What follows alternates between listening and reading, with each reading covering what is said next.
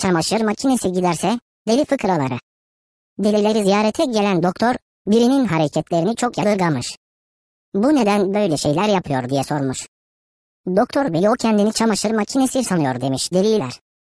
Doktor, hemen çıkarın şunu şuradan bu nasıl iş diye bağırmaya başlayınca. Doktor bey yapmayın o giderse pis pis dolaşırız.